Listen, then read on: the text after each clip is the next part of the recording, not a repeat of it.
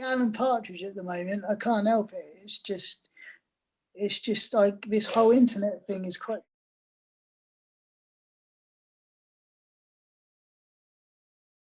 Not to put you in a spot in the last minute, but would it be possible for you to possibly please kind of touch upon what the similarities and the challenges might be between, like sports in the disability space versus art?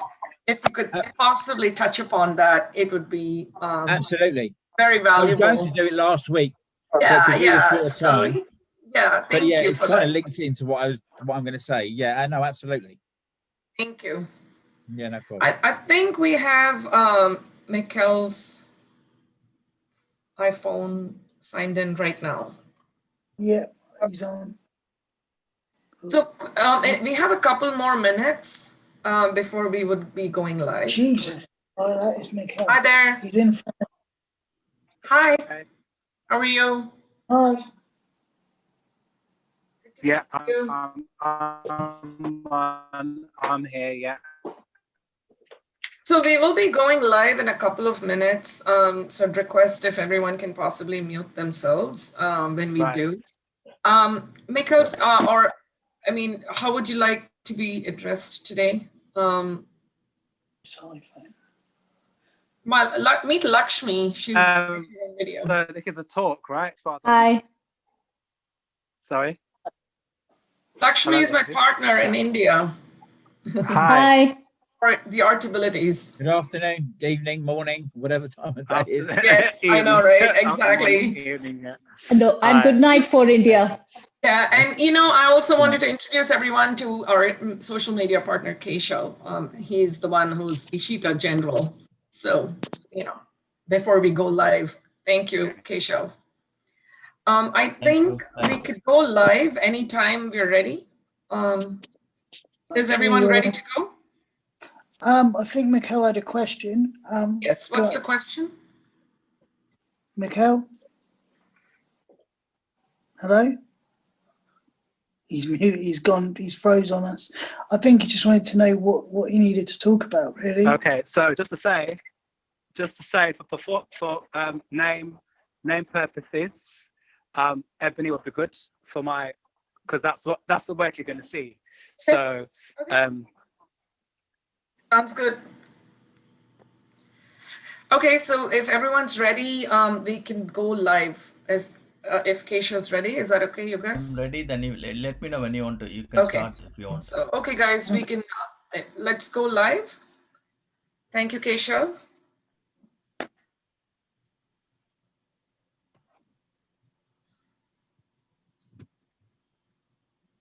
Are we live now? We can change it. Yes. Let me know when we are. We can get started. You can start now. Yeah. Okay. Good morning to everyone here in California. Good evening in the UK, and good night. Actually, it's pretty late at night in India. Want to welcome everyone for day 5 of our Wings Unlimited event. This is sort of our grand finale for this year.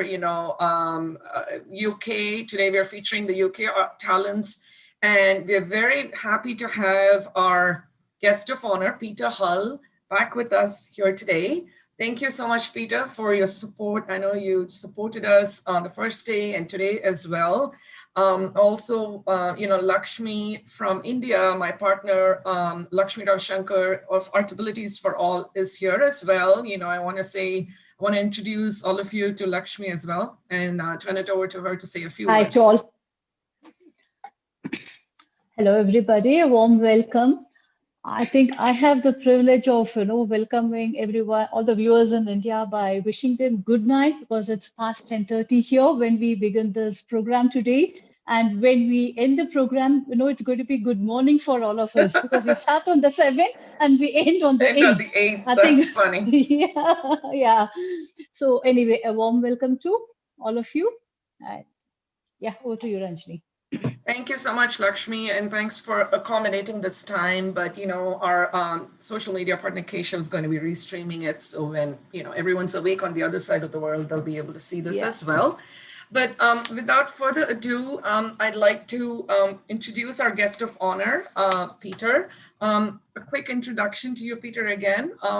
Peter is a very accomplished athlete. Peter Hull was born in France to English parents. He actually began swimming regularly at the age of 5. He is a Paralympic gold medalist. In 1975, when he was simply just 9 years old, he won a gold medal in his first gala at the British Sports Association for the Disabled National Championships at Stoke Mandeville. I know I did mention, a lot of the bio for Peter, on our first day, but, today I was thinking, Peter, if it's okay, if you may be able to, speak a little bit more about your experience, how, you went through the entire process of, I've been reading quite a bit about you, how you challenged yourself and played all kinds of sports and, forged ahead.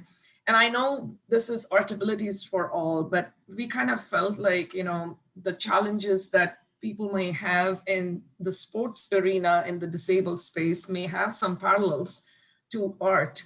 And from an inspiration standpoint, I really felt like, your thoughts and your experiences would be very helpful to all the artists, not just here, but just globally.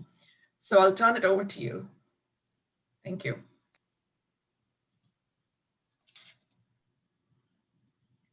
Peter, I think we have to unmute you. Just a second.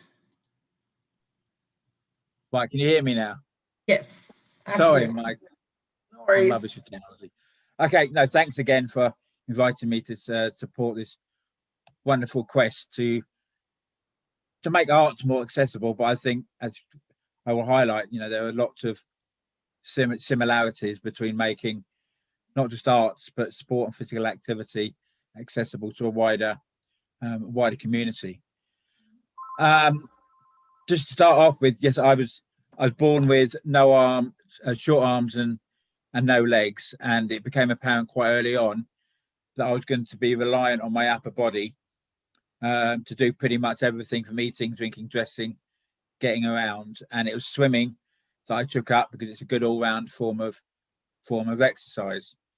And before long, I went into competition and actually found that I really started to enjoy that side of my swimming. Started to win medals, and it was in early 80s that someone suggested I might sort of take part in the Paralympics.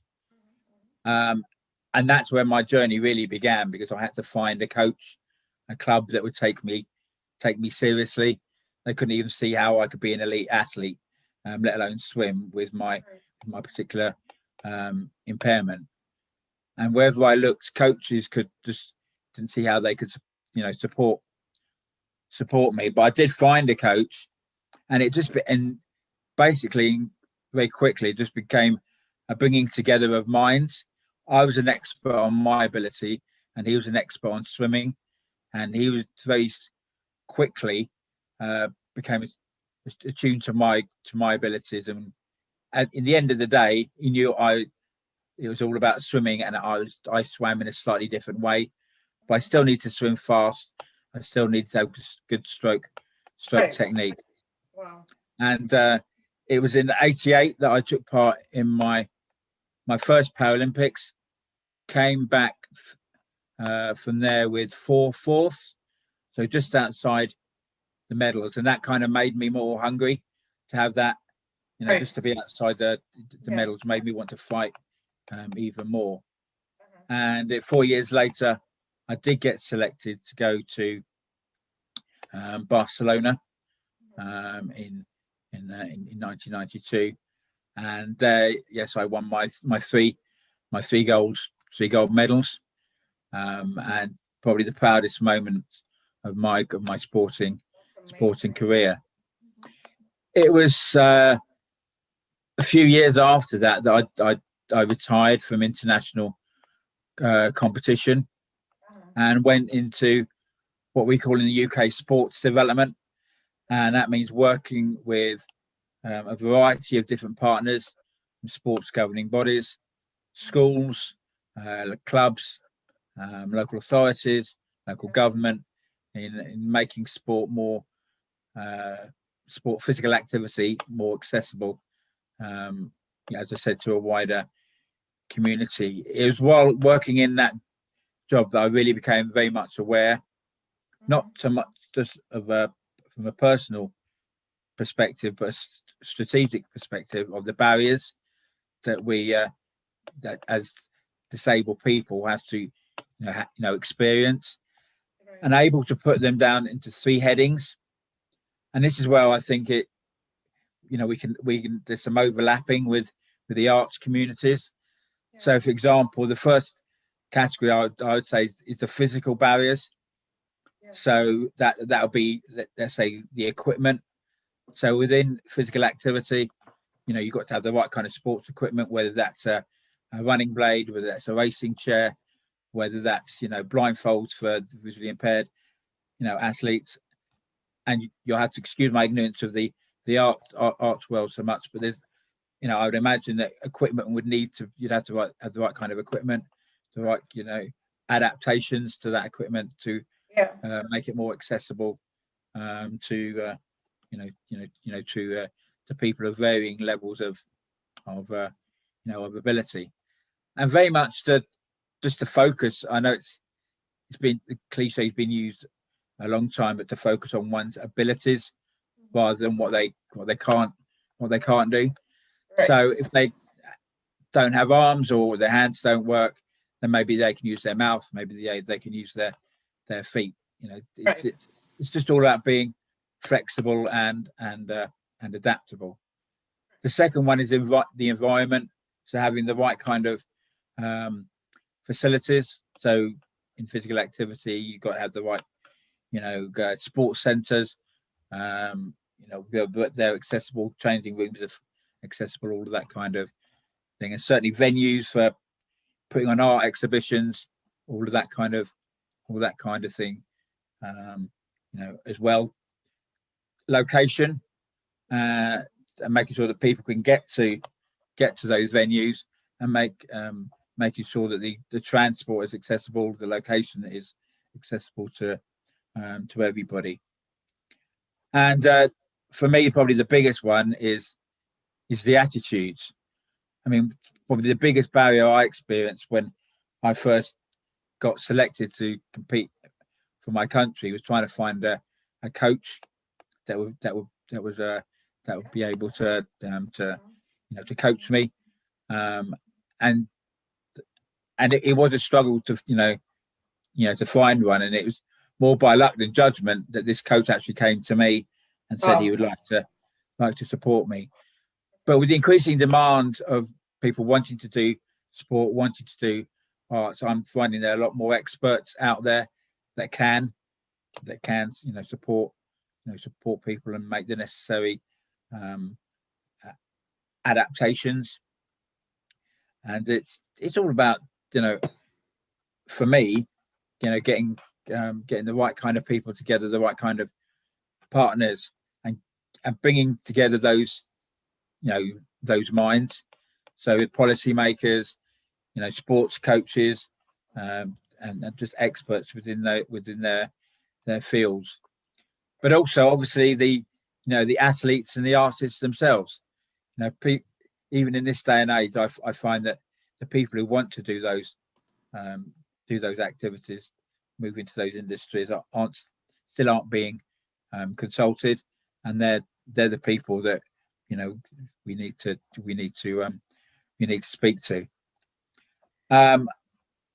Just like to just round off by saying that I have a recipe for success, if you like, that I used within my quest for Paralympic gold, but is always there in my life as well. And the first one is to work hard.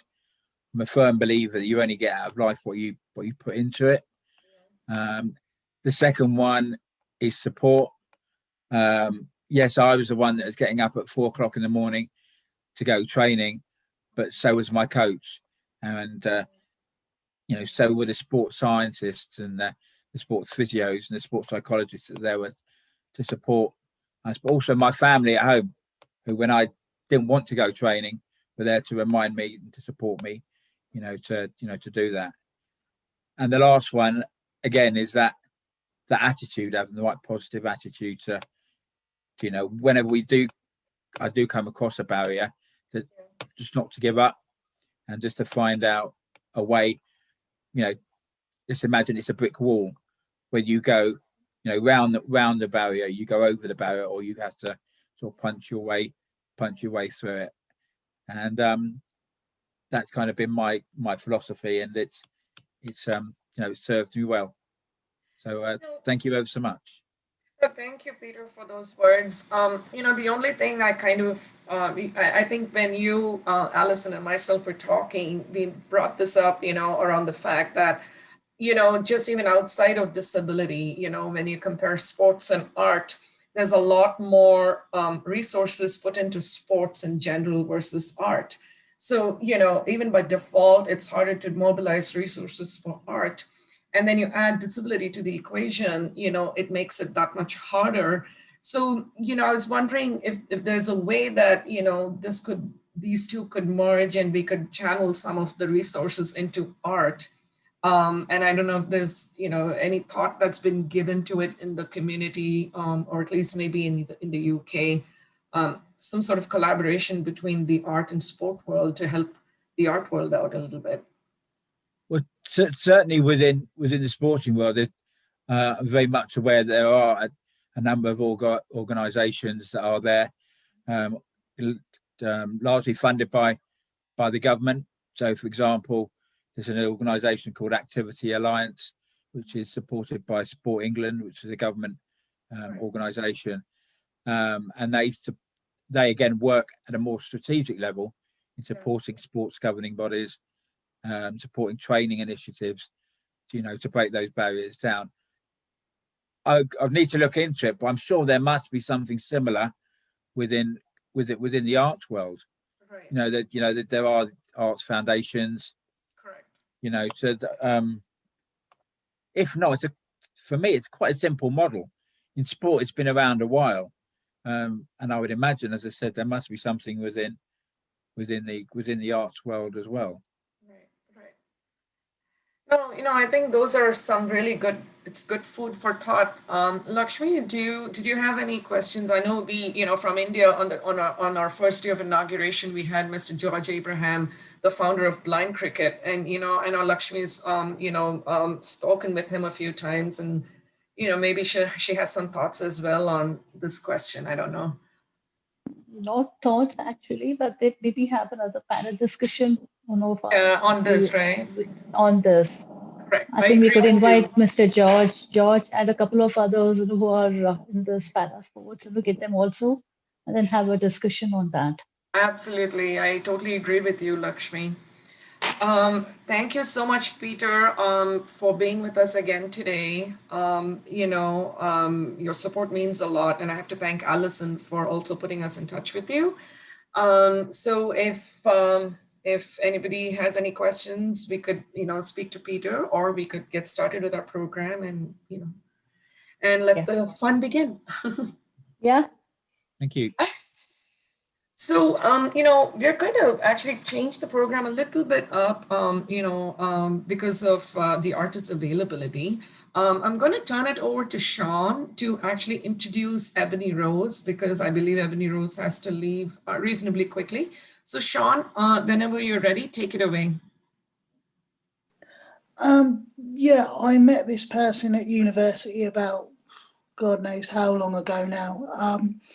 I was in the cafeteria on my own, and I was the only guy on my course, performing arts course, who had a disability, and I didn't think there was anyone else in the whole arts college or the whole university that had a disability. And then this guy comes and sits in front of me, and I didn't even realise that he was visually impaired, nor did I realise that years later I would be doing fulfilling some of my dreams of the Edinburgh Fringe with his fantastic cabaret act, which is known as Ebony Rose Dark, one referring to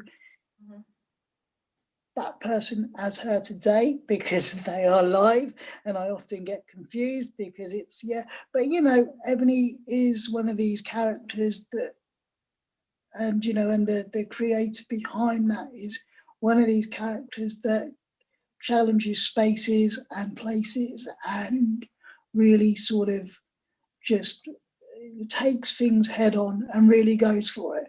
So I'm going to pass you over to my good friend Ebony, or you know, well, Ebony Rose Dark, and I'm going to let them introduce themselves very briefly, and then we're going to run their work, and we're just going to take it from there. So if you can unmute yourself, Ebony, then we can rock and roll, mate. Awesome. Thank you, Sean, and welcome, Ebony. Hi. Hi. Sure. Did we do that right? I'm just trying to see if we Hi. can get Ebony on speaker view. Are you on video as well, Ebony? I think Thank you she's so on. much for the I think there's a bit of an internet connectivity problem there. Not able to see you on video. Well, we'll So just. I'm on. There we go. Yeah, You go can't ahead. We speak. can hear you. Yeah, you can go ahead, speak. We can at least hear you. Can you hear me? So Yeah, we can hear you. So- Go ahead. So a little introduction. Okay, so thank you very much for the introduction. And actually, Sean, you said something really funny there about I'm not sure what to or how to, and that's cool. You know what? Because when people, because my work is quite broad of what I do, and being heavily involved with the LGBTQ community as well as the disabled community.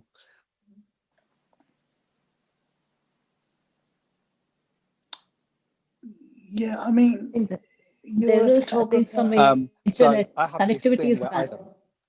just to make it easy, we can get so caught up in this. So it's just Yeah. better to say that. But so a little introduction.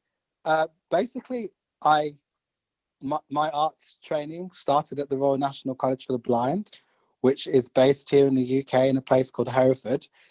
And I started my training in 2000. Initially going there to do business studies. That's all I was supposed to do. 2 years. I was a 2-year program. And then I found dance, and and that was it. Basically, within the first 6 weeks of the program of the course, I had changed, and I had.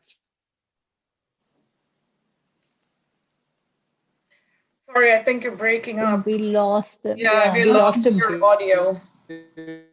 He's There's a coming back. lag also. There's a bit of a lag. He's in a very remote.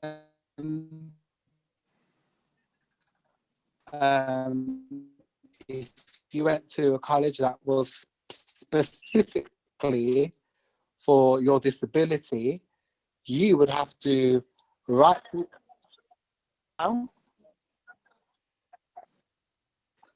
There is going to be a lag. I'm literally working with data here. Can you hear me now? Yeah, Yeah, we can hear we you. can hear you. I mean, yeah, I mean, Mikhail went to. Yeah, Okay, Mikhail's. so where was I? Yeah, so that happened. I went on to finish.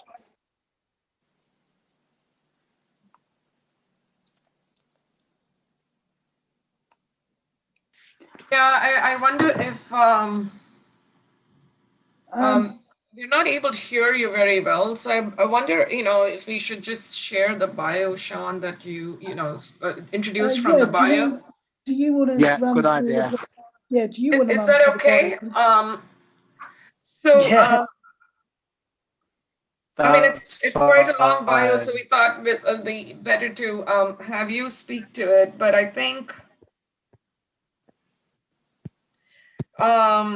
so maybe what I'll do is I'll speak to your dance, the paragraph from your bio that you sent, Sean. Ebony Rose Dark is your all dance singing and all dancing, lip syncing, storytelling, miming, VIP, visually impaired cabaret performance artist. Ebony Rose Dark is known for her performances around disability, ableism, racism, and relationships within the LGBTQ community at the Royal Vauxhall Taverns Bar, which is where she first started back in 2012, and has become one of whatever's artist in residence at the Royal Vauxhall Tavern. Yes, yeah. Ebony Rose Dark has performed nationally and internationally in venues including the Tate Modern Edinburgh Fringe Festival 2012, Leeds City Art Gallery, Lyric Hammersmith, Two Brewers, Clapham, the Wardrobe Theatre, Bristol, the Cocoa Butter Club in London, Camden Fringe, London 2015 and 16, Zagreb, Croatia at the Cultural Center, London Pride 2018 and 19, Marlborough Pub, and the Theatre Brighton. I mean, there's so many. You're very, very accomplished, Ebony Rose. I really wish, we were able to hear you speak about your experiences, but maybe what we could do is at some point share your bio on Facebook for everyone to learn a little more. Once his internet up together, I think it will be easier to do. Yeah, to do definitely. But, thank you so much for joining us today and also sharing your video. If you're okay, we'll go ahead and share the video that we've, got from you for our event today. Is that okay, Sean? That's fine. Yeah. Okay, sounds good. That's Thank fine. you so much. Lakshmi, so I'm going to go ahead and try to share. Yeah. Okay.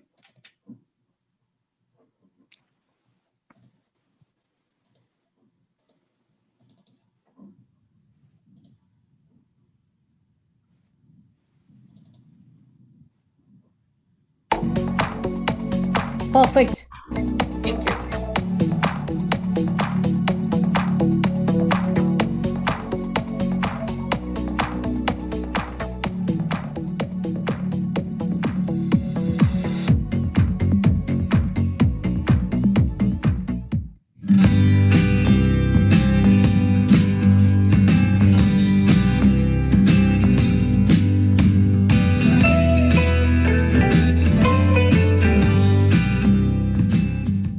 Good evening, everyone.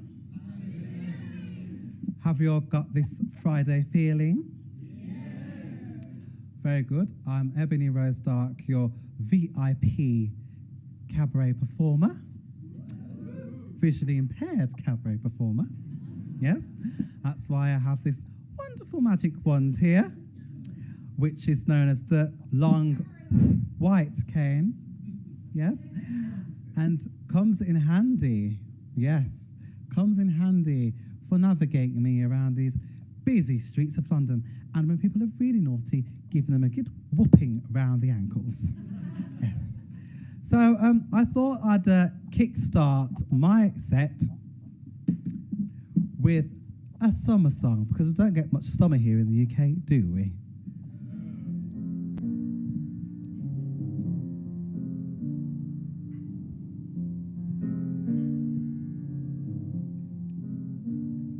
Summertime, and the living is easy. Fish are jumping, and the cotton is high. Oh, your daddy's rich, and your mother's good looking. So hush, little baby, don't you cry. One of these mornings, you're gonna wake up singing, and you'll spread your wings, and you'll take to the sky. But till that morning, ain't nothing can harm you, with daddy and mammy standing by. Summertime, and the living is easy. fish are jumping and the cotton is high. That is rich and your mother's good looking. So hush, little baby, don't you cry. One of these mornings, you're gonna wake up singing, and you'll spread your wings, and you'll take to the sky. But till that morning, ain't nothing can harm you, with daddy and mammy standing by. With daddy and mammy standing by.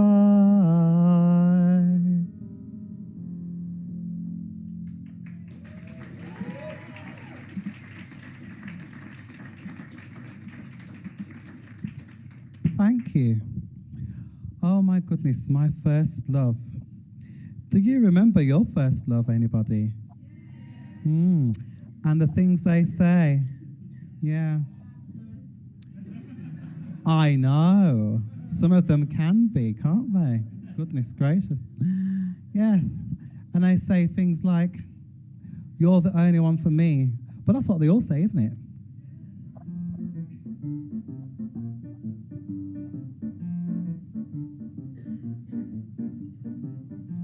My baby don't care for shows. My baby don't care for clothes. My baby just cares for me. My baby don't care for cars and races. My baby don't care for high-tone places. This tailor is not his style, and even Lana Turner's smile, it's something he can't see.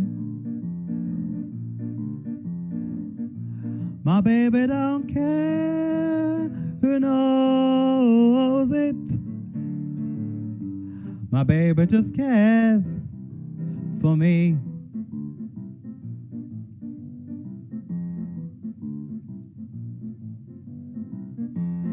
Baby, my baby don't care for shows, and he don't even care for clothes. He cares for me. My baby don't care for cars and races. Baby don't care for, he don't care for high-tone places. Hurley is not his style, and even Liberace's smile, something he can't see, something he can't see. I wonder what's wrong with baby. My baby just cares for, my baby just cares for, my baby just cares for me.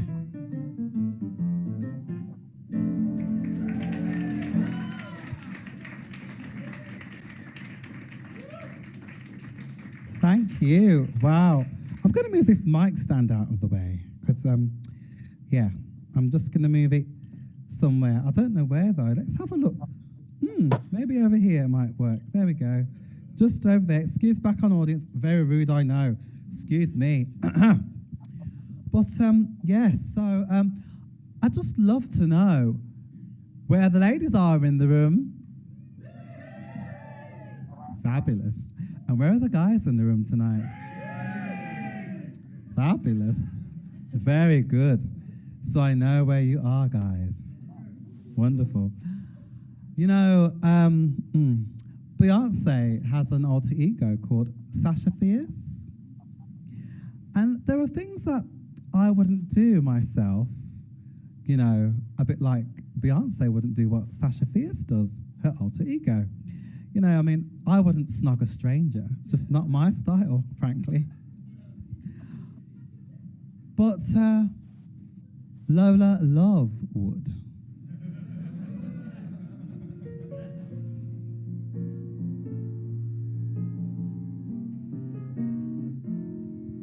Whatever Lola wants, Lola gets. And little man, little Lola wants you. Make up your mind to have no regrets. Recline yourself, resign yourself, you're through. I always get what I aim for, and your heart and soul is what I came for. Whatever Lola wants, Lola gets. Take off your coat, don't you know you can't win? You're no exception to the rule. I'm irresistible, you fool. Give in. Whatever Lola wants, Lola gets. And little man, little Lola wants you. Make up your mind to have no regrets.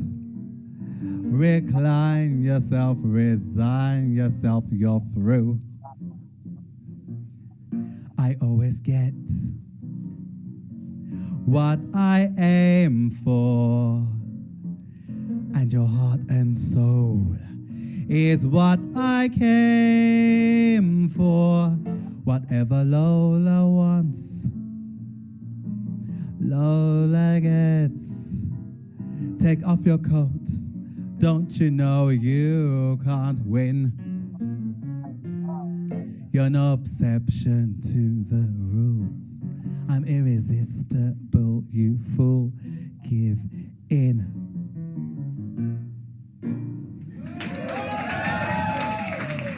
Ebony Rose Dawn.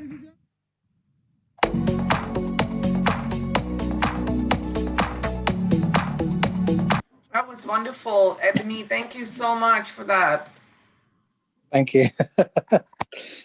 Thank you. It was a lovely performance. You sing really well. Thank you. Thank you. Thank you. Hope to have you back again, you know, sometime in the future as well. Yeah, it'd be good. When I've got better, I've had a very bad time with getting an internet provider, and I've just moved into my new place, into the real world from supported accommodation, and I've figured that I don't have a line at this address, so that's why I'm literally using data to access this meeting today. And I do hope next time we speak that I'll be online, I'll have a proper internet, and everything will be much more smoother for you, for everyone. Yeah, no, absolutely. Yeah, thank you so much for coming today. Appreciate that. And want to take a moment to thank Sean actually for you know, a lot of the coordinating and, you know, getting us in touch with the artists, you know. So shout out to Sean. Well, if we can get a contact list for all the artists, if Peter wouldn't mind giving his contacts, and any contacts, any people who are willing to give their contacts, any of the dignitaries, I'm sure that I can pass them on to the artists. And we can definitely talk about that offline. 100%. Yeah, but I said I'd mention it here just to keep my end of the bargain, so no one can shoot me in the long run. Sounds good. You know, I'm going to turn it over to Lakshmi to introduce Sean, our next artist. You know, Sean was there on day one, and, you know, and he's shared a few of his compositions in your numbers, and can't wait to see them. So I'm going to turn it over to Lakshmi to introduce Sean. Hey, there's a cat. Thank you, Ranjini. Welcome again, Sean, to Wings Unlimited. Hi. Okay. Hi.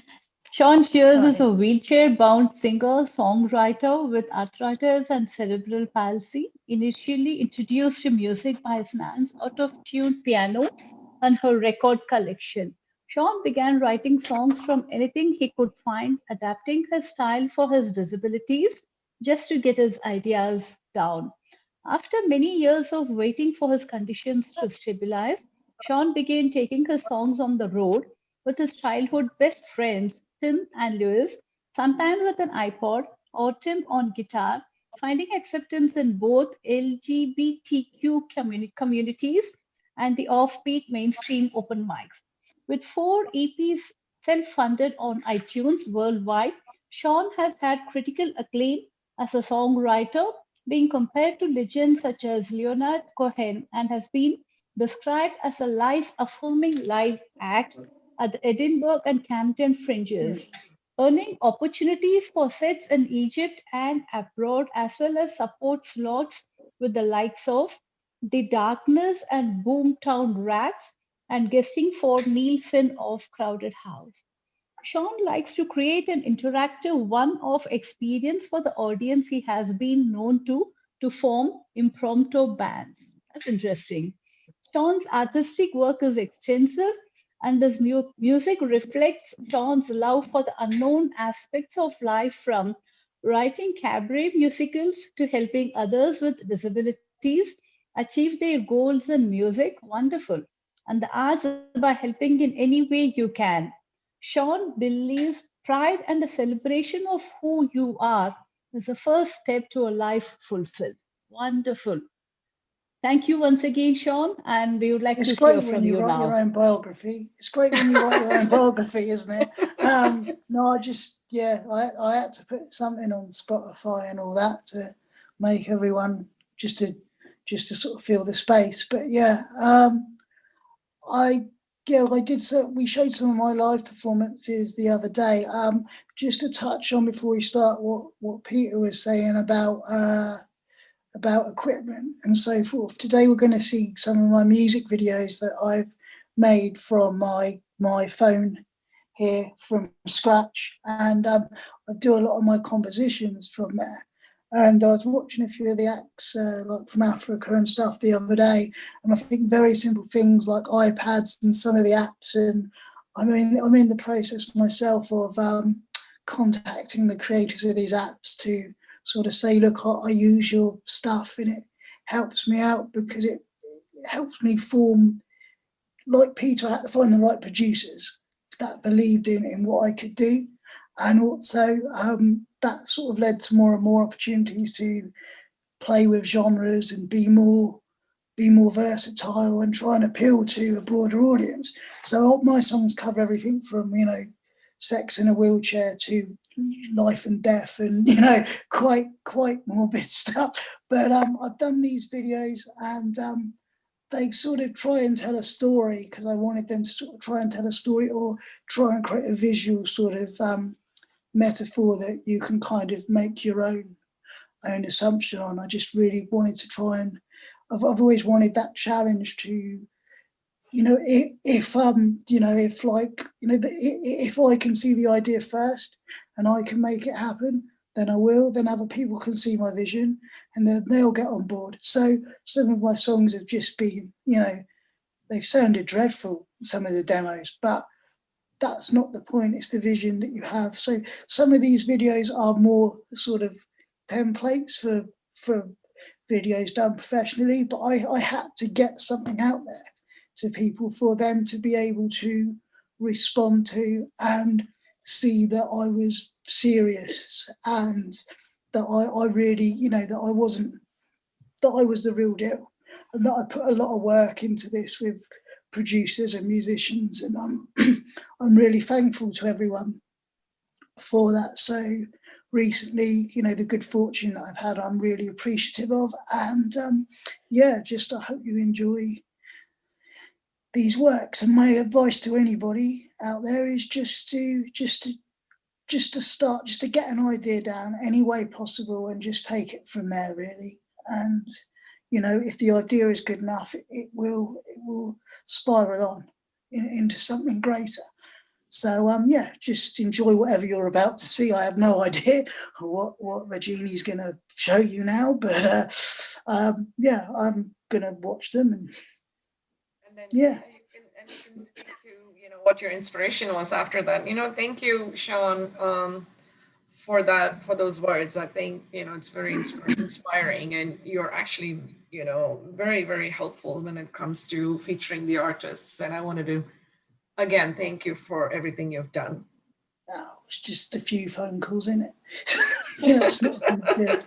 All right, so let's rock. Yeah, let's listen to Sean. Can't wait. I'm gonna go off video because I don't like looking at myself whilst I'm looking at my own life. No worries.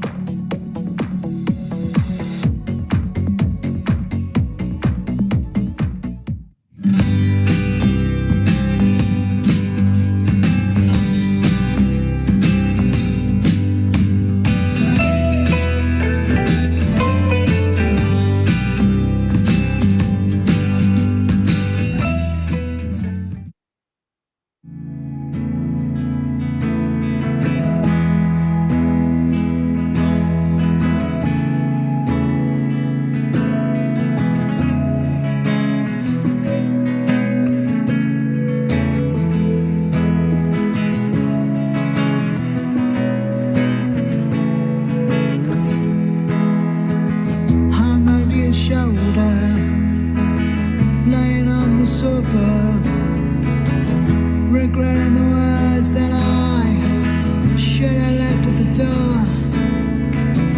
Didn't mean to hurt you of that much, I'm sure.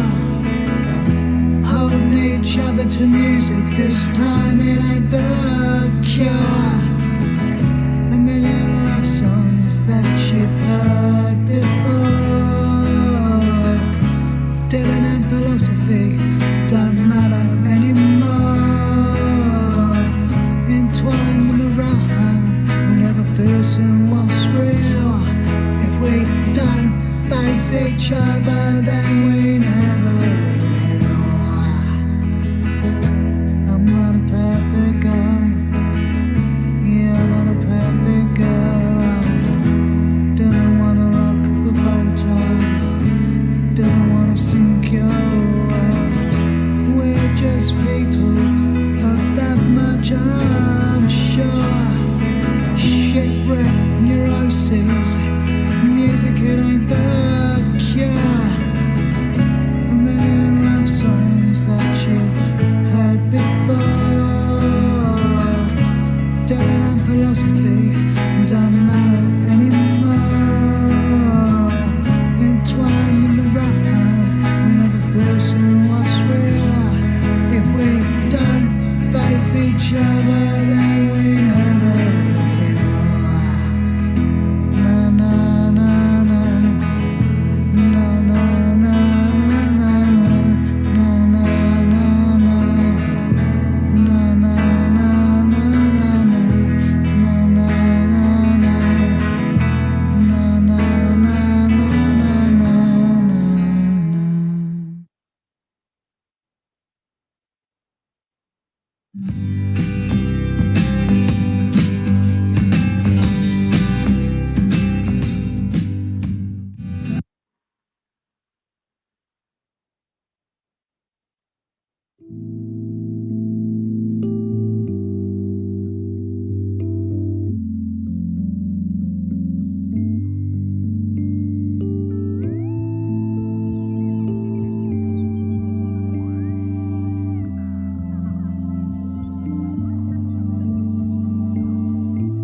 If the world won't come to me,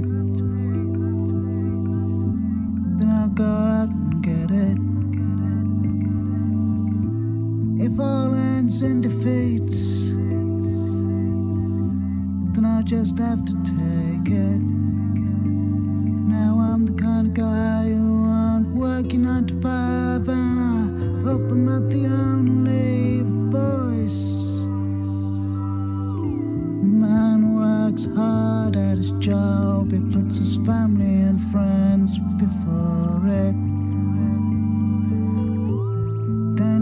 gets made unemployed, and he's questioning if his life was worth it.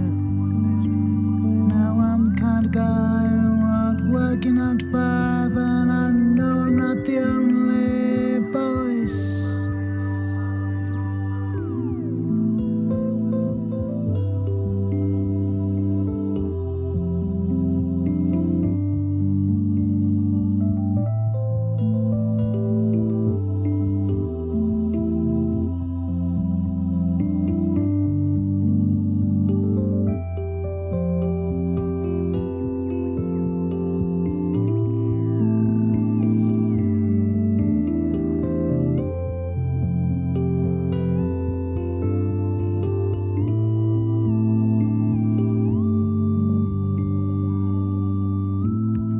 The world won't come to me, then I'll go out and get it. If all ends in defeat, then I'll just have to take it.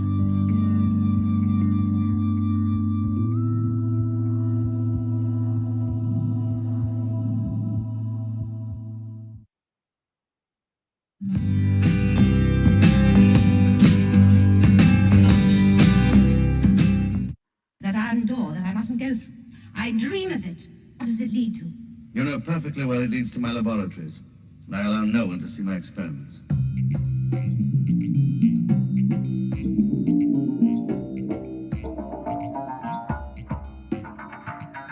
We didn't know what we were doing. We'll make up for this. Didn't understand before. But I do now. We didn't know what we were doing. We'll make up for this. Didn't understand before. But I do now. But I do now. But I do now. But I do now. Look at me with your plectrum eye. Bet you think that I'm a sample guy. Got no guitar in my hands, but you think I got loads of Facebook fans. You think that your band's is slick. Heard it all before, don't get a Nike tick. Sample, sample, sample me and I'll sample you. Sample me and I'll sample you. Sample me and I'll sample you. I'm the sample man. Sample me and I'll sample you. Sample me and I'll sample you. Sample me and I'll sample you. I'm the sample man. Sample man. Hey, Medu's on the smallest stage. Got your love now, I'm on my way. From iTunes to MTV, breakfast TV is too early for me. One more remix and I'll drink for free. Come Mr. DJ, sample me.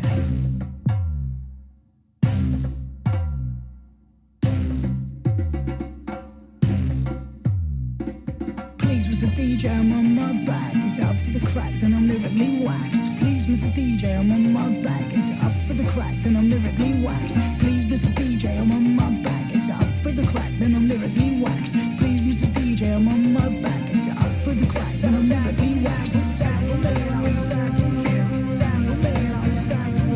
Sample me and I'll sample you. I'm the sample man. Sample me and I'll sample you. Sample me and I'll sample you. Sample me and I'll sample you. I'm the sample man. Sample man.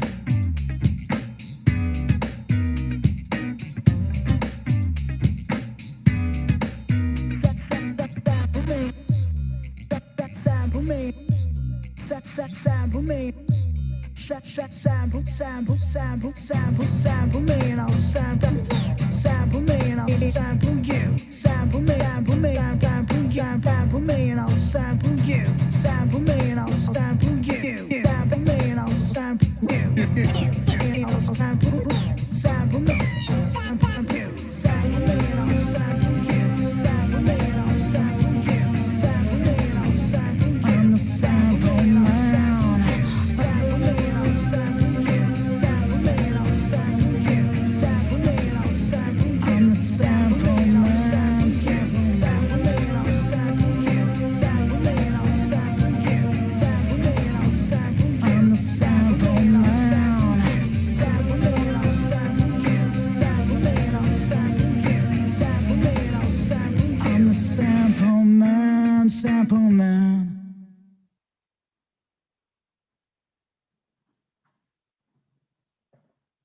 Whatever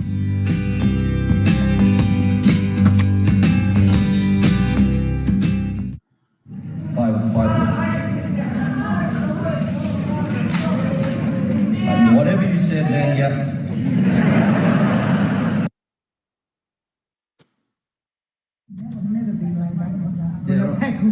And you put me down. It was left, right. Your dad was brilliant. I don't even know what. Well, he was heckling at a show once, and I made a comment, but it spawned that he got a song out of it, so it was worth it. Yeah.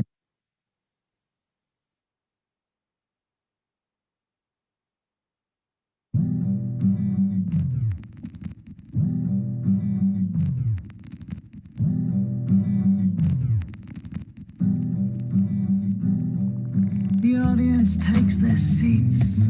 The performer heads to the stage curtain, and as he begins to perform, he asks everybody, "How are you doing?" In a moment of silence, someone speaks.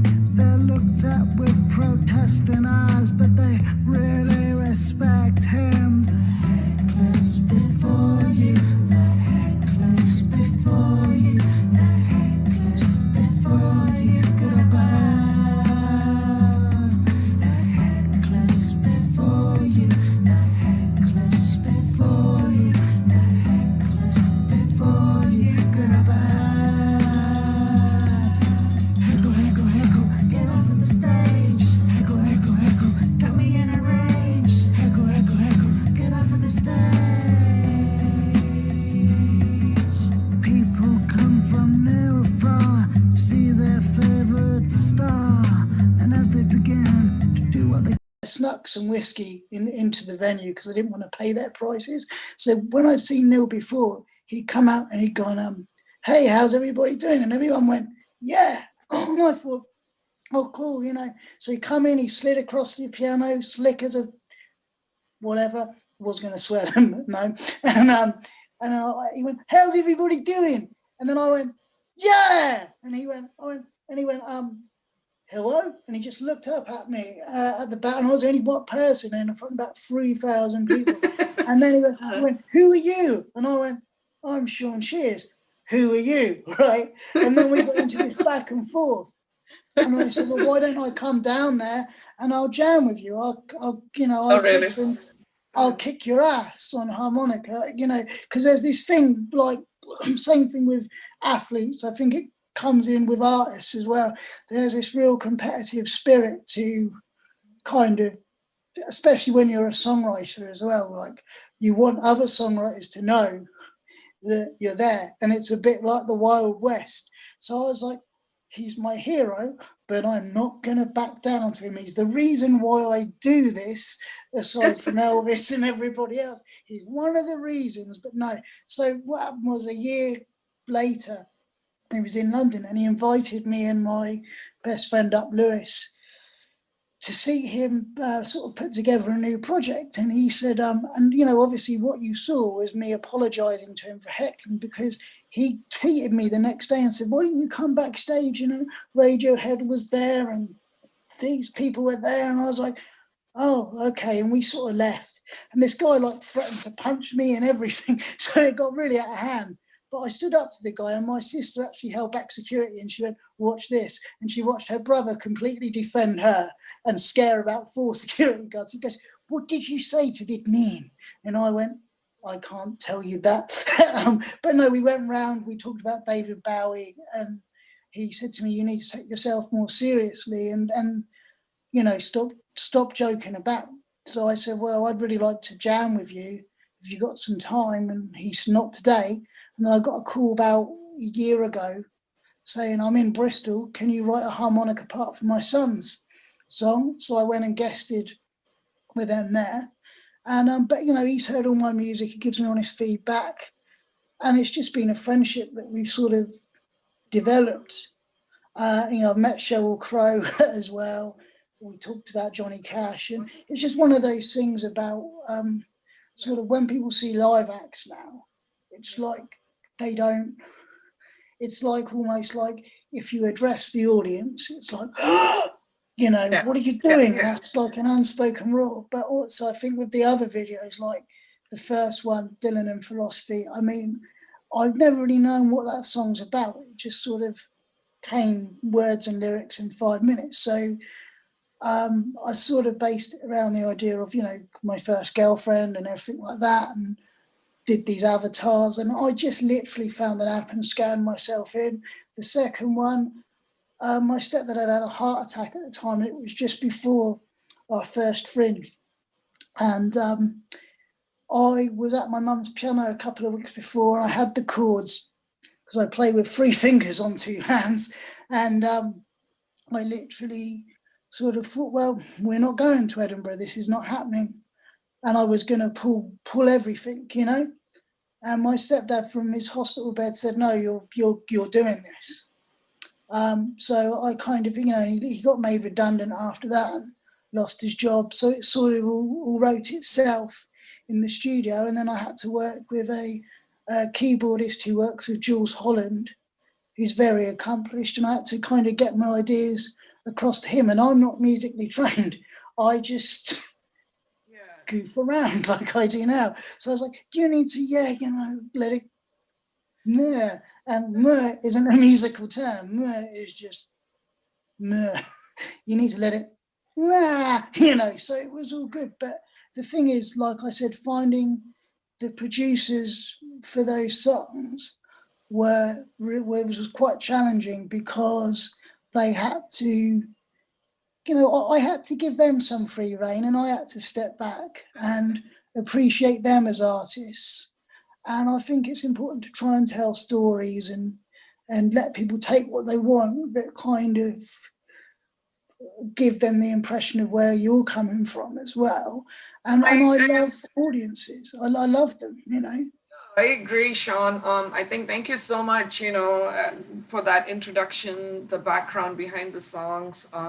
It was fabulous. Thank you so much. And Sample Man, I just wanted to make a 50p Thriller video. That's all I wanted to do. You know, Thriller by Michael Jackson. I thought, I'm never going to get another opportunity to make a 50p Thriller video. So I got people to donate money, right, to dance with my cat in the middle.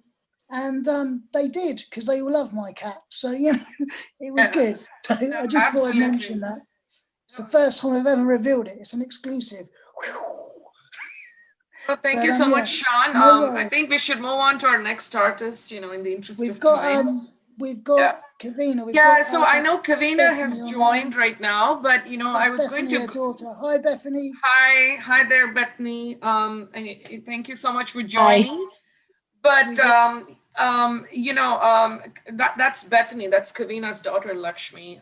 Lakshmi is my partner, Bethany, from India on Artabilities for All. Say hello to, you know. And can I just say thank you to all the artists, Connor and Sam and Ebony and Pete and Lakshmi and yourself, Virginia, and everybody. Thank you, Sean. Thank you. So why don't we move on to our next artist? I'd like to actually introduce Connor, if that's okay. You know, hi, Connor. I think if you can you hear me? Yeah, I can hear you. We can do. So, Connor, I'm just going to give a brief introduction, you know, sort of about you, and then turn it over to you to speak about learning to swim on an ironing board. Yeah. So, you know, Connor, you know, it's interesting. I actually got in touch with Connor through the Disabled People's channel, and actually got invited to watch this show on Zoom, you know, which was fabulous. But so Connor is actually a theater maker. He's a disabled artist, but also a workshop facilitator based in Manchester, UK. He is currently on an online tour of his first solo show, Learning to Swim on an Ironing Board. He has performed at RAN and hosted spoken word in cabaret events across the UK. He is also a creativity workshop facilitator. Welcome, Connor, to our show. Thank you so much for coming. You know, thank you for having me. And I know today you're going to share like a snippet from your learning to swim on an ironing board. And before we do that, I thought, you know, maybe you could speak to the inspiration behind that and kind of share your thoughts on that with everyone. Thank you. Yeah. Well, hello. Hi, everybody. My name's Connor. Hi. I don't think theatre maker is what I generally call myself. For a number of years, it's weird. That line is the introduction to the bit I'm about to do. So the show that I'm currently doing is called Learn to Swim in an Ironing Board. It was a show that I started making 8 years ago, because I'd spent 8 years bashing my head up against the sort of able-bodied bias that happens within the industry, that I found myself unable to move past. So I decided to take the decision to stop being a performer, stop being a creative, and I decided to become as well as I could with my condition, which I have a thing called fibromyalgia. I'll tell you more about that in a minute as well. So I spent probably about the first 3 years just being incredibly gentle, and trying to learn to live in harmony with my condition, because there's a ridiculous level of instability with my condition and how it affects me. And unfortunately, the creative process, as I was doing it back then, just meant I would break really badly. And I broke for 6 months at one point, and that was the point where I stopped performing, stopped writing. And it was a very strange, soft, gentle, lovely period. And then all these little words would filter away at the back of my head, and I didn't have anywhere for them to go. So I created something called Overheard in the Arndale, which is still on Facebook and Twitter. And that's the root of this show, was these very small single sentences. And eventually I had 500 of them, and I needed to write the show. So I made Learn to Swim in the Ironing Board. So the show originally happened here in my living room, because my living room best suits my access needs. But I found there's something about tiered seating in a room full of people laughing at me that best suits my emotional access needs. Right, right. And then COVID happened, and now we're back in my living room doing the show from here. So what we did was we set out with the goal to create a theatre-like experience for audiences using multi-camera, audio and video, and a couple of different things. But the majority of it came from the original show, which happened here in this living room. I would invite people in. One time we had 3 people in the room. It was very strange and very weird. Another time I had 19 people in the room, and it's not a big living room, as you can tell. It's just sort of about that big. And I made this special dolly as well for performing to. So yeah, I think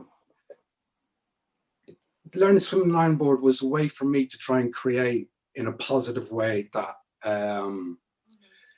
delivered me the satisfaction of being able to create without having to break myself because the industry makes the demands that it makes on us. And I waited a long time for the right opportunity to come along to take it out of the living room and go into a theatre. And I basically got funding to develop the show for theatres. Had a tour booked, and then COVID. So when we went back in here to the living room, it was like, this experience between you and me should feel good, should feel very real, and should feel intimate. So I had to learn a lot about lighting, bloody everything basically, but I was very lucky. I had producers and technicians who worked incredibly hard behind the scenes. So unless you want to ask a question, I'll just jump into my thing. Yeah, so, I know you sent us the little snippet, right, for today's show. If maybe you could jump into that and kind of tell us, what that is about, or that. Oh, I was going to perform it. Oh, you're going to perform it. So we're not playing the video. Okay. No. Oh, fabulous.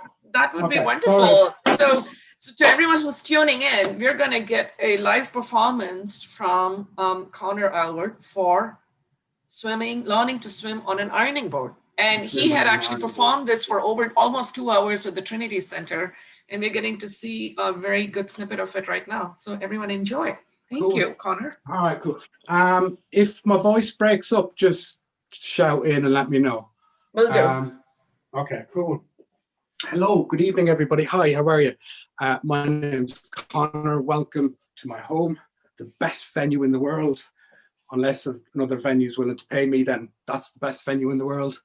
But at the moment, because of COVID, I've turned this thing into Zoom, into a Zoom show. Because for a number of years, as you can tell, I need to do this with you. I need this connection just to make me feel okay inside, because I'm a little broken. And for a number of years, I was a performer. Actually, no, sorry. For a number of years, I was a performance poet.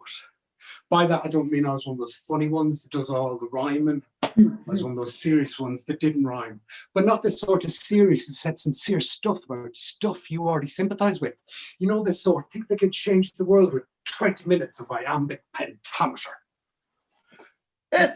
If my poetry had a central message, it was, is there any point to all of this, including me? Is anyone really right? And maybe we should just be like nice, but not in a Russell Brand kind of way, because that's just unrealistic.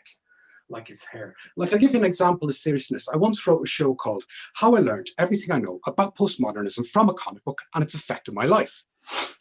Or for brevity, Bob.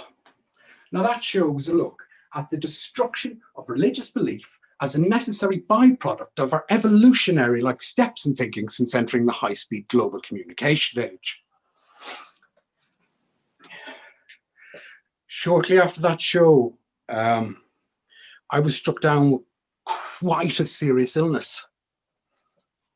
Coincidence? I think so. I was struck down with fibrosis, myalgia.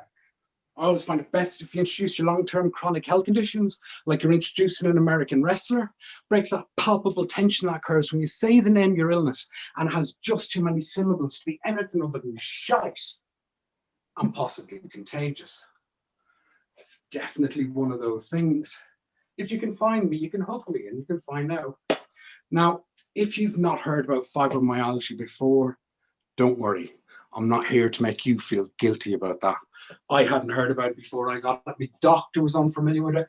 The first time he told me about it, he voiced it out phonetically as you read from a Wikipedia page printout. So that'll give you a rough idea what the last 12 years have been like. Poorly researched wishful thinking and a mindfulness retreat at a Buddhist centre in a small part of Manchester that I'm no longer allowed to talk about publicly. They might be all Zen and that, but they can afford the same lawyers as the Scientologists, allegedly. Now, it's not actually an illness, it's a syndrome. Now, that's a fancy word for a party pack of plague frogs. Like the first little froggies go, pain! And I don't mean nice, leafy, suburban Buddhist centre pain.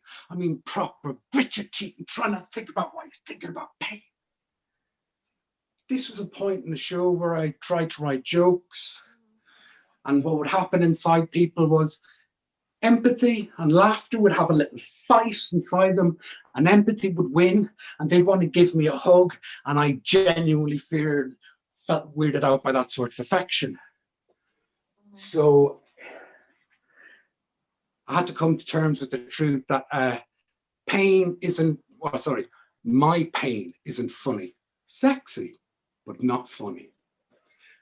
The second symptom is a thing called chronic fatigue. Now, for those of you without medical training, that's how I sleep. And it's not quite as cute as it sounds. Think delusionally drunk, angry young frog that stayed up past its bedtime. Like, I think the most succinct way I can put it is too awake to sleep, too asleep to function. And third symptom,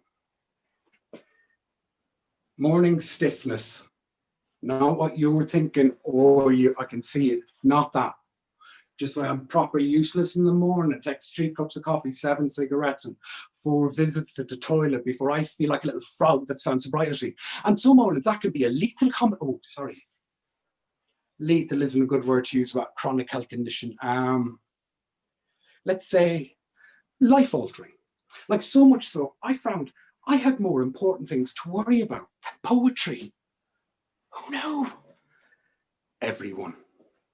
Now, I did try to keep performing because I got the low self-esteem issues of every performer. I love me, please. Sorry, I'm working on it, I swear. Stop shaking, camera. Behave. And so I found I experiment with different art forms, and then I found improvisation. It's the most fibro-friendly art form in the world. No writing, no editing, no rehearsing, just show up and talk shite. I loved it so much I created a religion, and I became the Reverend Conneray of the Holy Church of the Improvised Word. The practical, artistic, and psychosexual purposes of the dressing up as the priest, you had to be like fully resolved. Actually, somebody once asked me a question about my artistic process as the priest. Like I had one, many booze and alcohol. And but they came up and they asked me a question that did genuinely change my life. They came up to after the games, excuse me, hi, Mr. A. Loved your set, by the way. Namaste. But me and my friends here, we were like, you know, pondering your artistic process. It was a poetry event. They all talk like that. We were wondering, why do you hate yourself so much? I know we weren't the kind of friends for that sort of talk. But in their defense, I had just done a 20-minute improvised piece about mass murderers, Fred and Rose West, going to a post-evangelical prayer meeting in Birmingham in the early, contextually an appropriate question. Now, it didn't change my life straight away. I'm not stupid enough to take advice from a poet. Never trust them. They'd sell their souls for a McDonald's advert.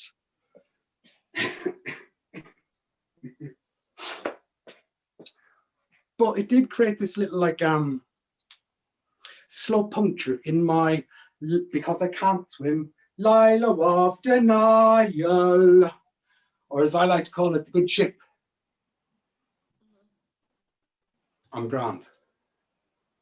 Thing was, I wasn't grand. I was struggling on a holistic level. Like, people were dead supportive while they waited for me to get better from a chronic health condition. And they say supportive things like, oh, Connor, don't let the fibro break you, yeah? Keep getting back up on the horse. Oh, yeah. Could you lend us some of your tramadol? There's a lot of junkies and jockeys where I live. For the Americans, Ultram. But the truth of the matter was, and still is, my metaphorical horse is actually the donkey from the board game Buckaroo. And eventually, a bit like that donkey, I stopped. I stopped fighting the fibre. I stopped breaking myself for applause. I stopped taking those late night lonely train replacement bus services from the back of beyond to two skinheads and their outrageously racist granny. And I just stopped. And I went to the therapy. Very natural, artistic cliche. Now, when I say therapy, you know when you do something stupid at the Christmas office party and HR get involved and you have to do 6 weeks of mandatory CBT so they can secretly check that you're not a sociopath? Yeah, I don't mean that kind. I mean the sort of like when you start taking it seriously, they will say things like this to you. Excuse me, hi, Connor. We would think it's fantastic if you would stay out of a relationship for the next 2 years. Like I wasn't depressed enough as it was, but a compliment they thought I was capable of getting into a relationship. Wasn't, isn't, I'm not really sure about the right verb for me and love. And it's okay, because they offer you alternatives, you know, to relationships with humans. They suggest you get a plant, and if you can keep that alive for a year, then you can get a pet. And if you keep that alive for a year, then you might be ready for a human relationship. Look at me! I'm a consistent caregiver! Love me, my imaginary kitty! It's okay, he's imaginary. Now, as you look around my room, you will realize I am top of group therapy at keeping plants alive. I'm not so good with cats. on my second one. Jamie number 2. Jamie number 1 had to move to the country through no fault of my own.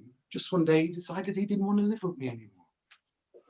Now, when I started the whole therapy thing, I thought I was going in because of fibromyalgia, but it turned out I had a couple of pre-existing conditions.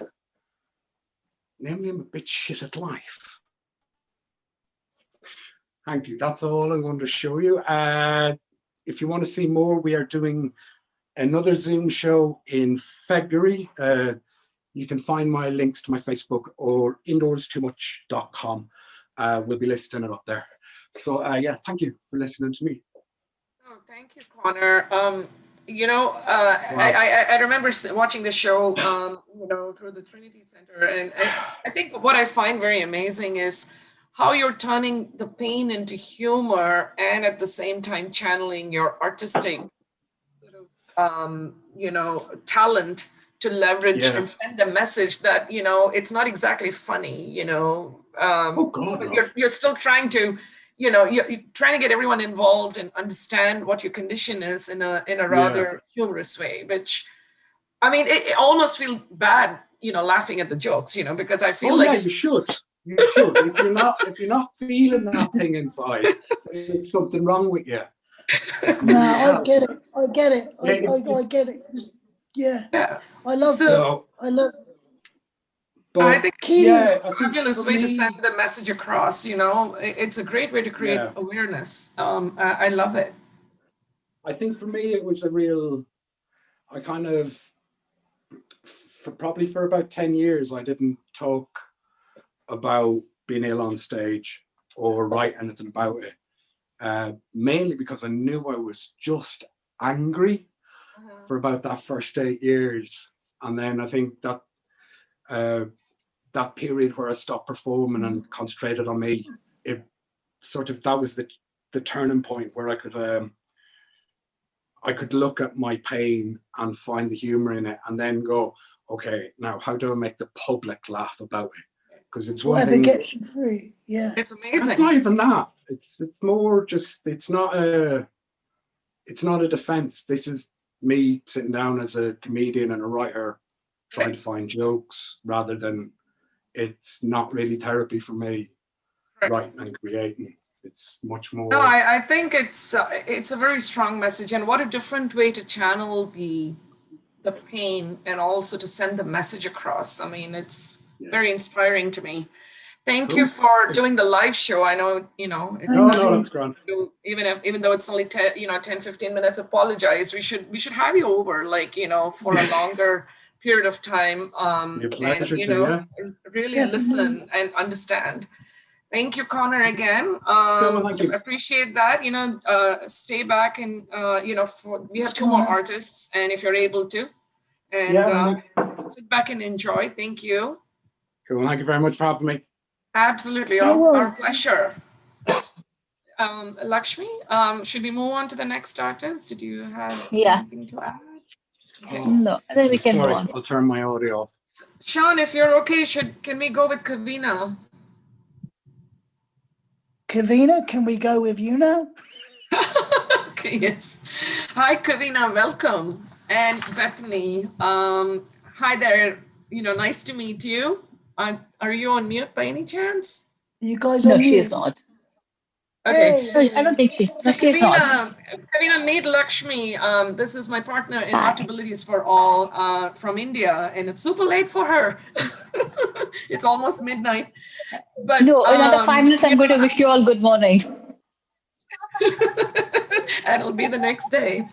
But, you know, I want to introduce Kavina. Kavina is a qualified biodancer teacher, and she is based in Greenwich, Southeast London. She is a qualified childcare professional with over 30 years of experience in different childcare settings. Kavina has a degree in social policy, plus the foundation in dance movement, psychotherapy, and the specialism biodancer for children and adolescents. Kavina, who herself has dyspraxia, is also trained in inclusive dance for disabled people, dance for older people, dementia, cancer, stroke, mental health, and Parkinson's disease, and is the creator of Danceability. She is a member of People Dancing, Royal Academy of Dance, and One Dance UK. Kevina has spoken at the Best You Personal Development Show and at other events about her dance journey. Kevina usually teaches a monthly class of biodanza in Greenwich. Wow. So very interested to learn more about biodanza, Kevina. We'd love to turn this platform over to you to speak a little bit. I know Sean shared an intro video where you did an interview with someone, but if you could possibly please summarize a little bit of your work in biodanza and about danceability, it would be fabulous. Thank you. Yes, well, biodanza translates as dance with life.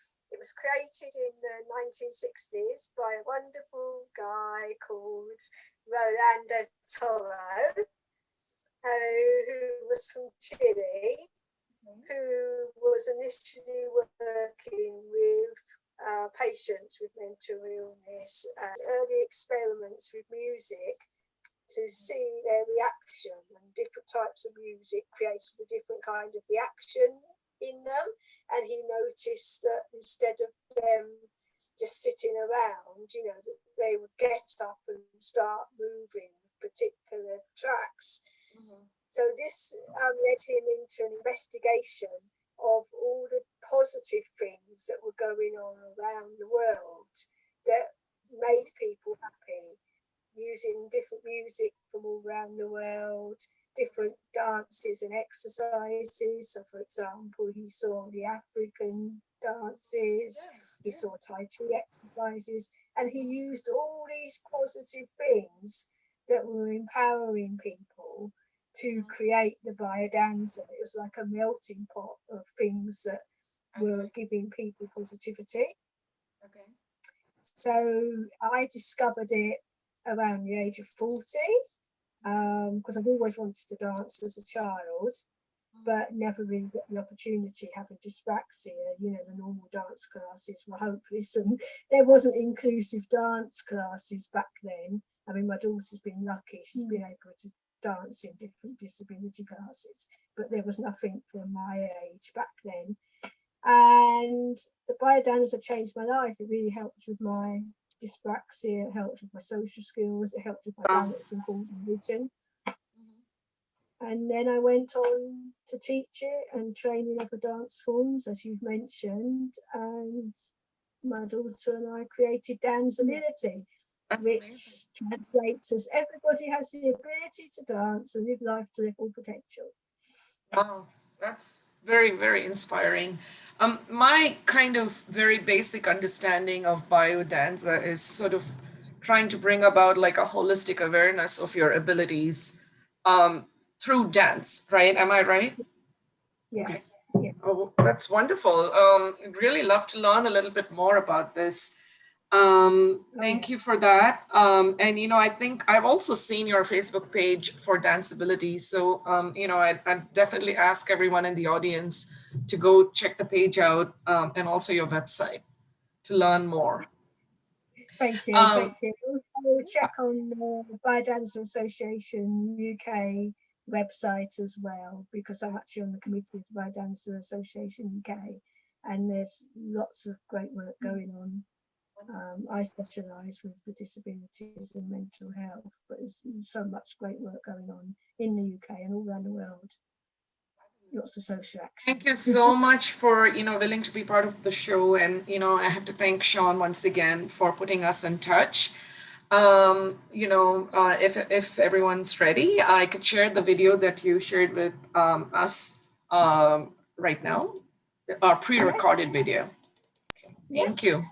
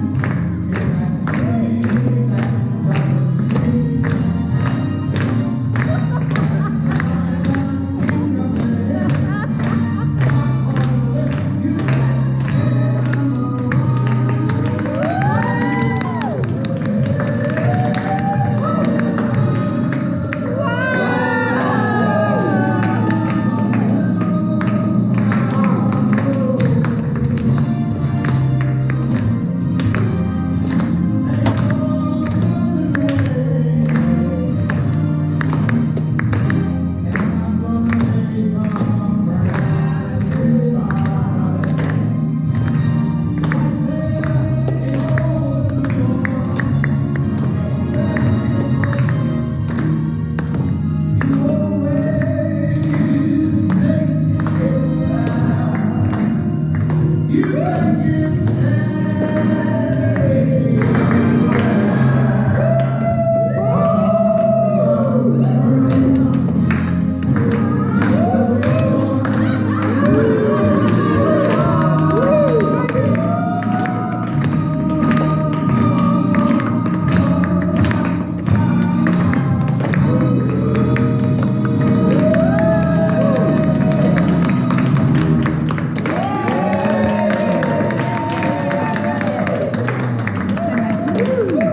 we're going to have a final circle of celebration.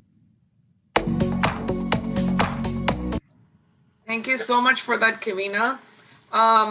You know, I had a question, you know, from what I learned a little bit about dyspraxia. You know, one of the things I understand is sort of, they say that there is an inability to have balance. And to me, you know, I see you dance, and with danceability, that's pretty much you're going against what is typically traditionally thought about as far as dyspraxia goes, right? So you basically said there's not a problem with balance, that anyone should be able to dance. Oh, indeed, indeed. I mean, it took a lot of time to. Sorry, you're breaking up a little bit. In order to get the exercises, and even when I'm teaching, I had to break down every movement in order to learn it step by step and practice over and over again. Wow. That's how I do it. And yeah, I mean, the whole biodancer system has actually helped with the balance and coordination, you know, and I've learned to find a way of moving so that I can sustain myself. And that's amazing. I mean, the fact that you've completely disproved that. Everything. I mean, my whole life changed by then. That's very interesting. Oh yes, yeah. I mean, that's why, you know, danceability is about everybody can dance. It doesn't matter, you know, what your disability is. You know, everybody can dance. There's lots of people out there who say they can't dance, but dance is more than what they think it is. It's more about movement. It's more about expression. If you can move, even if just a little finger or a nod of a head, you know, that's what it's all about. You know, the wheelchair dancers, you know, it's amazing. Dance is more than what normal people would see as dance.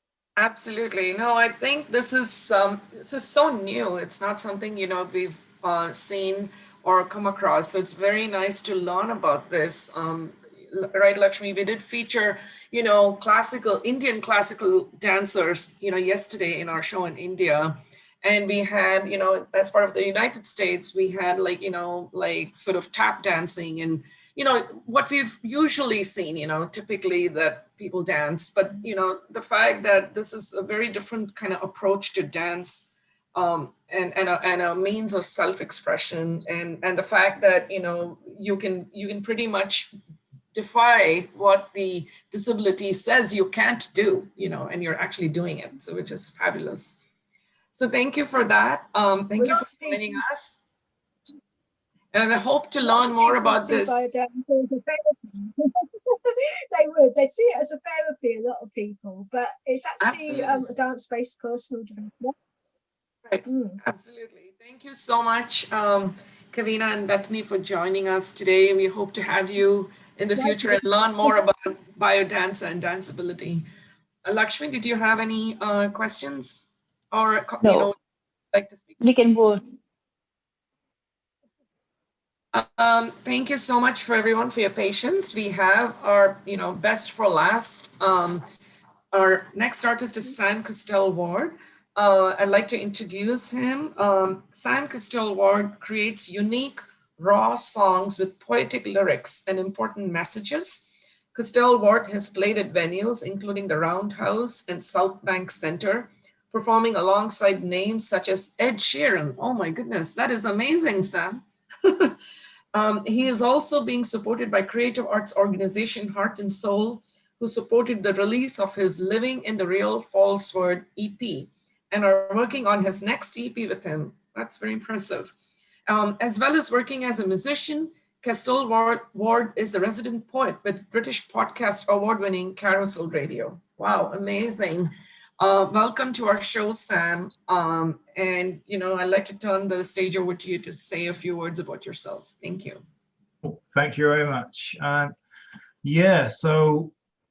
write, mostly as a, singer-songwriter, poet, and other things. And I write songs and about things that, things I find important, which are often things like inequality that I see as an autistic person, and things that affect, or sometimes inequality in general, or sometimes personal things, or anything that I see important, and anything I see as important. And I guess as an autistic person, I've always come across as being different to people, and actually I think it's good that I'd say that my music, which we'll listen to I believe we'll listen to in a bit, that kind of reflects that as well, because people always think that stands out and sounds like me, which I'd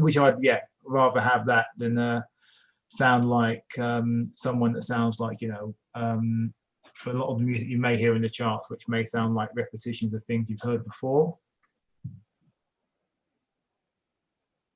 It's amazing. What I like about today is how all our artists are using their talents to express themselves, in so many different ways, whether it's music or dance or, stand-up, or comedy. And I think the message comes across very well over the last 5 days, what we've been trying to accomplish, that we're trying to, channelize art as a means to express yourself. And thank you so much for those words. And it's coming through today really well, when we're featuring the talents from UK as well. Thank you, Sean, again, for, putting us in touch. And, no worries. It's more Kavina and Bethany that I met Sam through. So for them, well, thank you so much, Bethany. That's right. Yeah, thank you. I mean, we got a connection to Ed Sheeran now. I know. I was going to say, we need to have Ed Sheeran on the show, Sam. Yeah. No, come on now. No. Don't upstage me and Sam now with that. Not this show. Not this show. No, not this show. No. I think he has to at least, I don't know, sprain his ankle first. At least. That's funny. His ankle. Ow! Anyway, sorry, it's fabulous. It's such a pleasure to have you, Sam. In the interest of time, especially in India, since it's pretty late, I'm going to go ahead and share Sam's video, if that's okay. Sam? Yes, that'd be great. Look forward to people seeing it. Awesome. Seeing it work. Cool. So, Lakshmi, I'm going to go ahead and share. Yeah.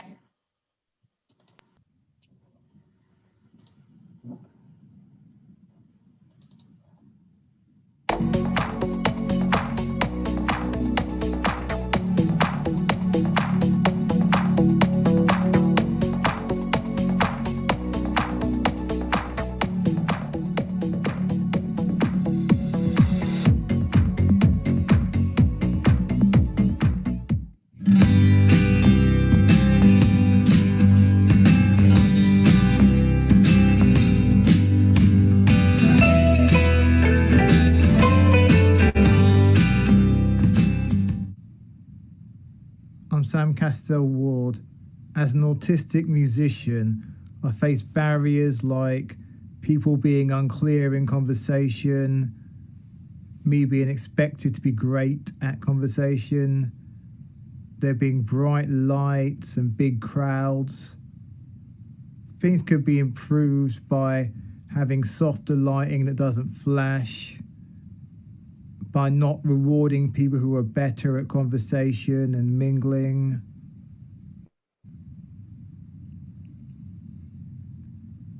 And by being clearer in conversation.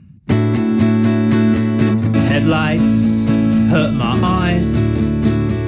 My I attempt to help disguised as inconsiderate, despised.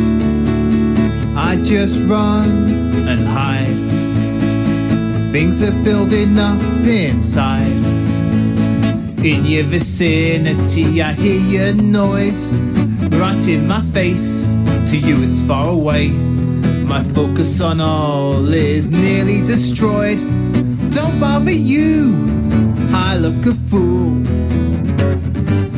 Your headlights hurt my eyes, so a wall I've built divides.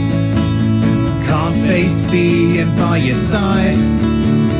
It's not personal, realize I'm a different person from your kind. The compulsion so hard to resist, I do it again and again and again. Relinquents who try to hit then miss. This ain't a phase, I'm stuck in this maze. Your headlights hurt my eyes, so a wall I've built divides. Can't face being by your side. It's not personal, realize I'm a different person from your kind. So yeah, I'm a little bit different. You said it'd be a boring place if we were all the same. Seems you're not that consistent.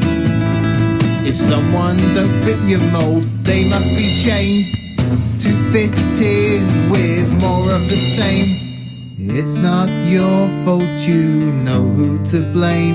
And your headlights hurt my eyes, so a wall I've built divides. Can't face being by your side. It's not personal, realize your headlines are all lies. You look wrongly with your eyes. I'm still far from paradise. Can't you see I'm not the type that fits in with your prototype? Your headlights hurt my eyes.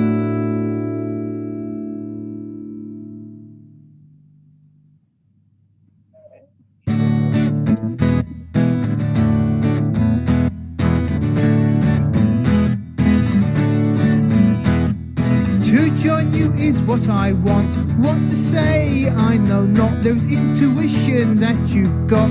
I'm standing here at a full stop. Around the edges I wander, no one else did ponder. The time is gone, I waited too long. I wish I'd had longer. Would I be intrusive?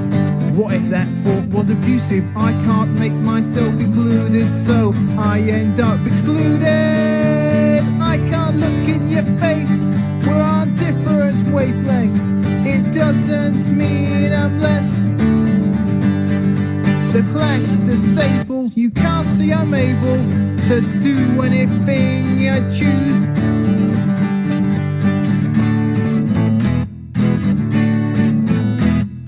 Time goes on, seems to never end. Jealous of attention given. I have as much to say as them, but it's so hard to interject. Around the edges I wonder, no one else did ponder. The time is gone, I worried too long. I wish I'd had longer. Maybe that thought weren't abusive. I still worry I'm being intrusive. I can't make myself included, so as always I'm excluded. I can't look in your face, we're on different wavelengths. It doesn't mean I'm less, no it doesn't. The clash disables, you can't see I'm able to do anything I choose. Well, I can't look in your face, we're on different wavelengths. It doesn't mean I'm less. The clash disables, you can't see I'm able to do anything I choose. No!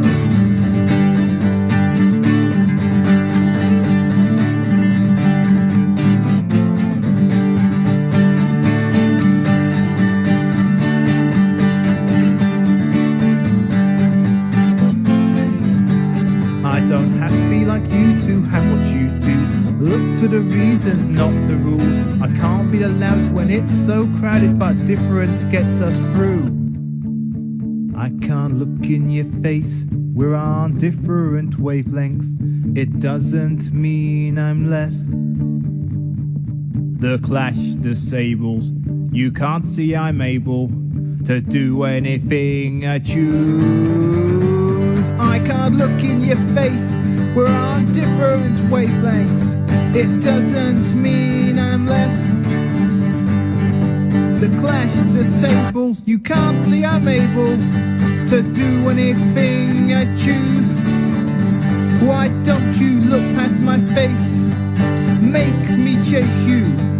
You work with me, I'll work with you. Don't try to medicate me, change or rearrange me. I'm different, not less than you. No!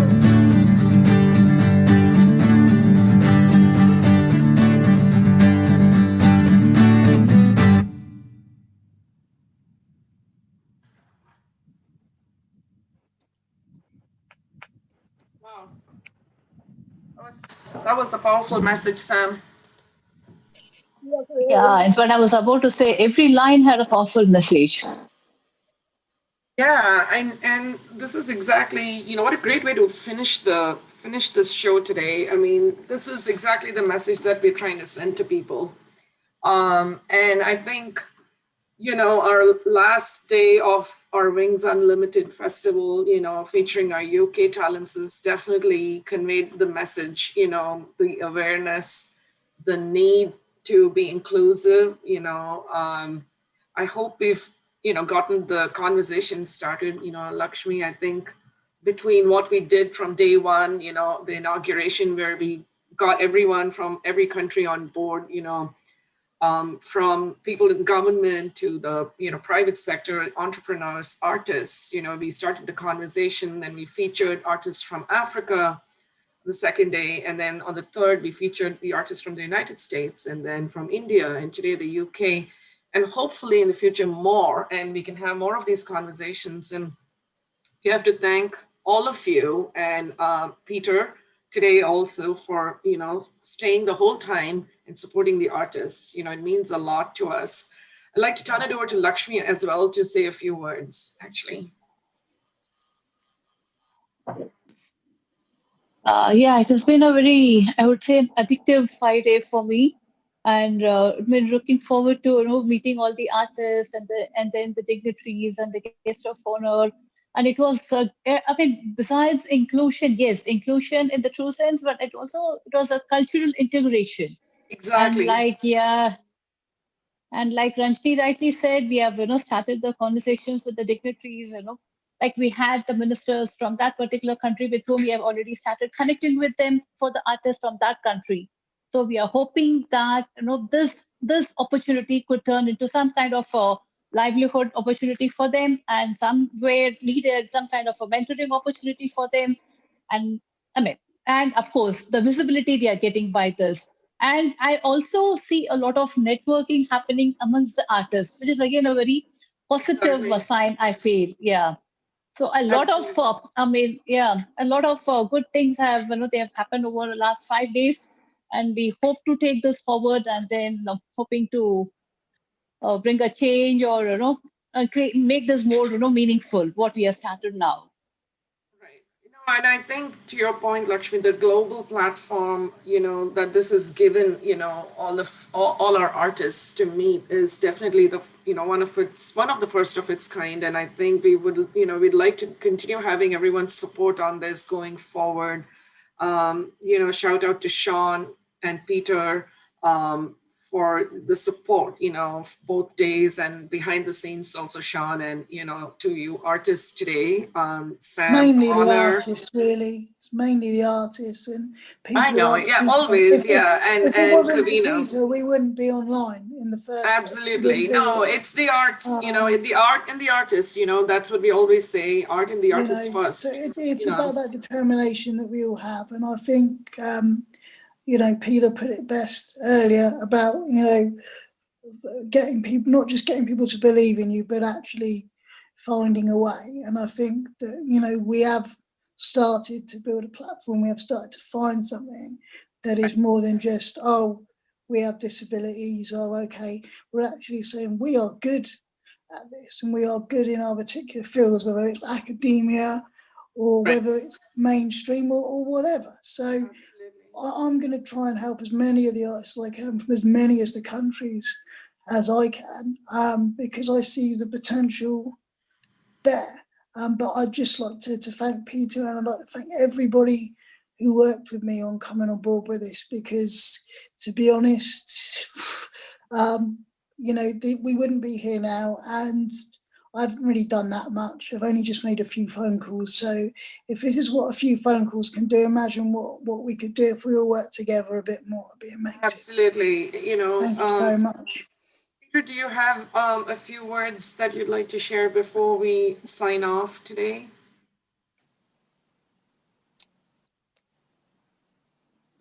Anyone? Goodbye. Yeah.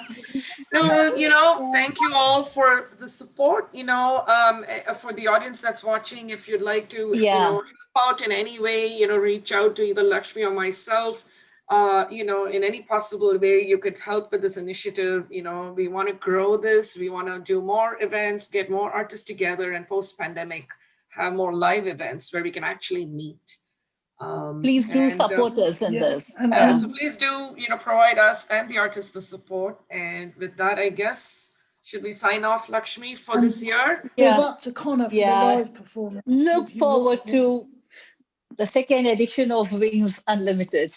Absolutely. Thank you all so much. And please stay in you all. touch. And thanks to our audience who have supported us these last 5 days. Thank you. Know, Good night, continue Lakshmi. Good night. Yeah, Rather bye-bye, good all of morning, you. right? Yeah. Good night, guys. Bye. Good night. Yeah, bye. Take care. Bye-bye. Thank you. Bye. Bye. Okay, and one more. We can go. Yeah. Wasn't that great? Oh. Wasn't that great? Brilliant. I've got to get in.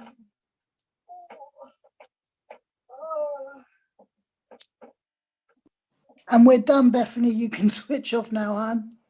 Right. All right, night. Thank you. Bye.